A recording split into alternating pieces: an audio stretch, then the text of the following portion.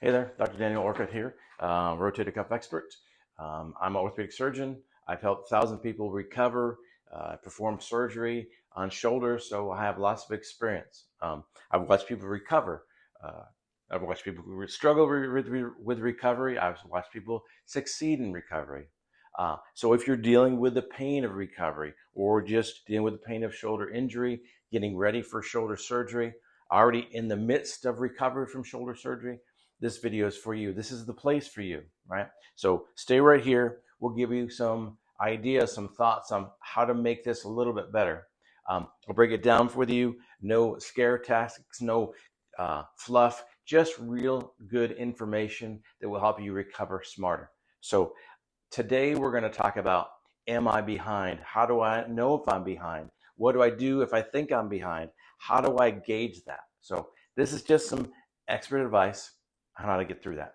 Okay, before we dive in, what I'd like you to do, if you can below in the comments, comment where are you in your recovery? Are you before surgery? Are you just getting ready for surgery? Are you just after surgery? Are you 6 months after surgery? It is amazing to me how many comments I get from people who are still struggling that many months down the road. Unfortunately, that is the way it is in shoulder surgery and shoulder recovery. Because recovery is not a straight line. It doesn't go like this. It's not a slope up. It just isn't. I would like it to be. I would like to make it easier, but it is this. And sometimes it's this, and sometimes it's this. It's not a perfect slope. Sometimes we have flare-ups. Sometimes we have setbacks. Sometimes we have plateaus. Sometimes we have days where everything hurts and doesn't make sense. Sometimes we have days where everything hurts and we go, oh, yeah, I remember. I did too much of this or too much of that. But this is just kind of what the healing process is like after surgery, right? And so there's no one flavor. There's no one excellent path. So I'll tell you about a patient of mine. His name is Jim. Jim is 68. He had a big rotator cuff repair, and he did phenomenally. He did great in the beginning. He had minimal pain after surgery, which, as you guys know, is unusual. At 3 weeks, he was doing fantastic, getting the motion back, no strength motion back. Week 5, he hit a wall. He panicked. He was having a lot of pain, didn't know what he did, wasn't sure what happened. But he gave it some time, or after we talked, he gave it some time. He probably did overdo it when he looks back, but that's okay. But he was okay. So a setback is not a failure. It's feedback, right? It's feedback from your body saying, hey, slow down. And it's completely normal. So if you get some feedback by some setback or some plateau, just don't worry about being behind. Just worry about being where you're at, right? And trying to be there and then proceed forward. So there's lots of reasons why people think they might be behind. One of them is this thing right here, this YouTube, internet. People get all these kind of general trends of what it's supposed to be like at week 2, 3, 4, 6. And it is a general trend, but it's only a general trend. It's a comparison to what's maybe will happen in most people, but doesn't happen in everybody. And the next step is comparison, right? If we compare ourselves to people who are in therapy, compare ourselves to what we hear our neighbors down the street are driving at week 3 or are out of the sling in 3 days, those comparisons are not really helpful because it's not really truly just about you in your recovery. It's really about what your surgeon is or who they are, what they did, how bad your surgery was, how hard it was to fix. So there's a lot of variables that go into the recovery that you can't really compare one to the other. You can't compare how many holes are in your shoulder. You can't compare with how long the surgery was. You can't really compare because there's so many different variables. So what you need to be on your path. No one else is going to have a path like yours, and that's okay. It's okay to be unique and different, and just make sure you keep in touch with your doctor and your therapist to make sure you're in the right spot, right? We want to make sure you're in the right spot. And so that we want to make sure that you're recovering the way your body is going to recover. So that means it's your path. And so we want to make sure that you get the feedback that you need from your therapist and from your doctor. If this is helping you take a breath, helping you feel somewhat normal, please hit the like button below, hit the subscribe button. And also there's a pre-op and a checklist down below. If you click on that, you will get the checklist. And also we have a community, a lot of communities here in Rotator Cuff Expert. And I'll talk about that a little bit at the end. Okay, now there is a general timeline, but I'm going to run through the general timeline, but I also understand this is a general timeline. This is not the timeline that everybody goes through. It is actually not even a timeline that most people go through. They're going to have some phases, right? There are going to be some days that are not exactly right.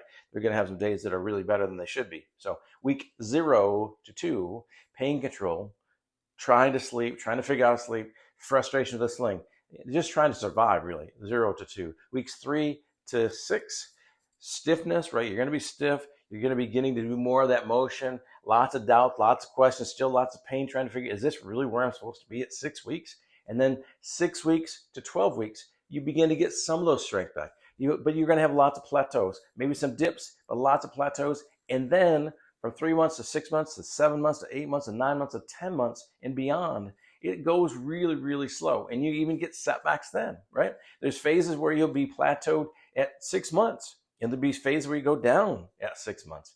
So you're going to have some good days and some bad days. And just accept that's what it is, right? A setback is not failure. A setback is a setback. It's a reminder, maybe to rebalance, to think about, oh yeah, I should probably start those exercises again, or maybe I should do a little less exercise. I should refocus on understanding that I'm only 4 months from my shoulder surgery, so I should not expect to be all the way recovered, right? And also think about, are you sleeping poorly because you're doing too much housework, you're doing too much outside, doing too much with your grandkids? Who knows? There's lots of reasons. Is there just stress in your life? Right? Stress in your life is going to cause tension in the muscles around your shoulder, and that's going to be a different thing, right? That's going to affect you as well, even though it may not really be truly your shoulder. It might be something else.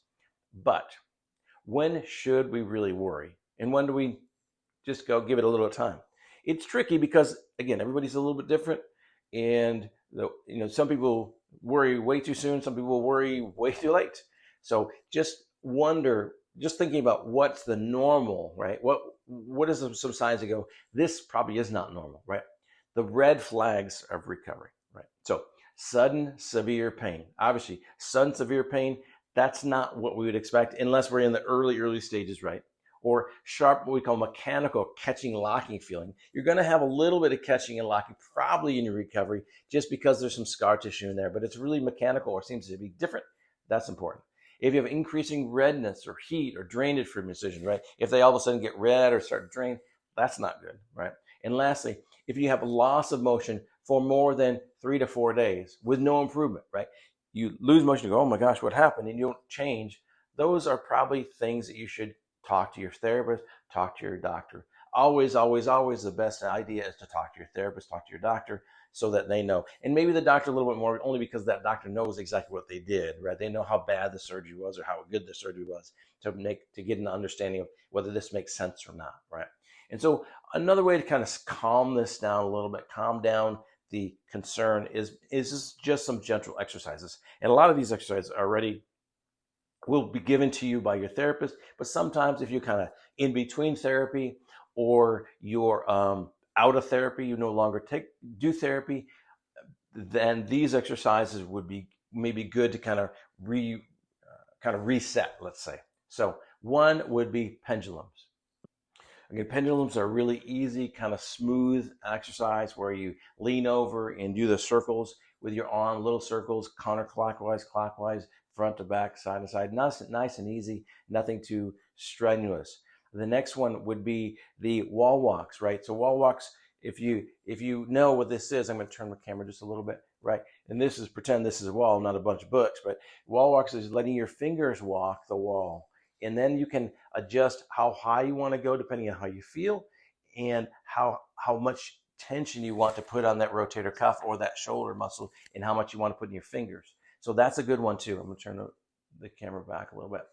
And then lastly, there's actually one that doesn't really have anything specifically to do with your shoulder, but has to do with your shoulder blade, right? So shoulder blade squeezes, hold it for a count of 10, and relax. Those shoulder blade squeezes are super important because it doesn't move the rotator cuff muscles, but it does move the periscapular muscles. The periscapular muscles are the muscles around the scapula, around the shoulder blade. They get super tight, super tense in recovery because they're trying to do the job that the rotator cuff can't do yet. The shoulder can't do yet. So those are good ones. But again, always, always, always check with your therapist, check with the surgeon before you do these exercises to make sure they're safe for you. And also, so the general idea would be to do these exercises, sets of, we should do 3 sets of 12 repetitions or so, a couple times a day for each one of those exercises. So if you're nodding along with all this stuff, saying, yeah, this makes sense, thank you for the information, or I still don't get it, please, down below, subscribe to the channel, subscribe to the newsletter, get your free guide, and follow along with us. Again, we have lots of different resources. We have YouTube. We have this channel. We have our private Facebook group. The private Facebook group is really cool, actually, because it helps people connect and commiserate, so to speak, and they can ask questions that maybe I can't exactly answer because of my position, but they may be able to answer with you and help you get through it. So that's really cool. And the email list. And the email, we'll send one email out a week, and we'll get this kind of camaraderie of what's new and what's different and what's coming. So please, if you would, down below, subscribe, like, and we'll see you on the next video. Remember to stay strong, and remember, this is a journey. This is not a sprint. This is a marathon. And a marathon that's going to go along much longer than you would like it to, but that's the process. That's what this is in shoulder recovery. So thank you.